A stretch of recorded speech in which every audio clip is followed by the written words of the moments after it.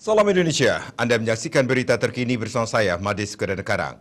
Pemirsa, para juru runding Uni Eropa mengklaim jika perundingan internasional terkait perjanjian nuklir Iran diperkirakan akan bisa mencapai kesepakatan final.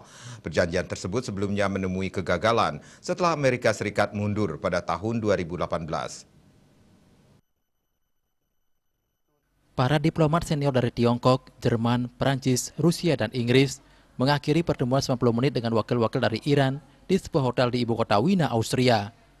Perwakilan Uni Eropa, Alain Metten, mengatakan kepada para wartawan di Wina, pihaknya telah mencapai kemajuan, namun perundingan berlangsung intensif dan beberapa isu masih belum terpecahkan, termasuk bagaimana langkah-langkah akan diimplementasikan. Amerika Serikat bukan bagian resmi dari pertemuan-pertemuan yang diluncurkan di Wina awal tahun ini.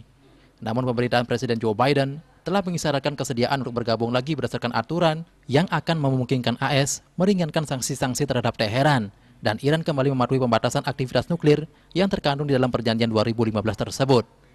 جواد ظریف در 9 آذر 1399 در مصاحبه‌ای با پایگاه خبری انتخاب گفته بود آماده است که Metten menambahkan, Uni Eropa akan terus berunding dengan semua peserta dan secara terpisah dengan AS untuk menemukan cara untuk meraih perjanjian akhir dalam waktu dekat.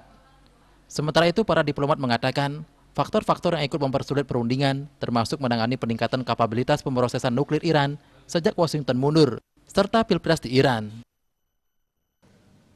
Untuk mencegah penyebaran COVID-19, ingat pesan Ibu selalu terapkan 3M, wajib memakai masker, mencuci tangan, menjaga jarak, serta hindari kerumunan.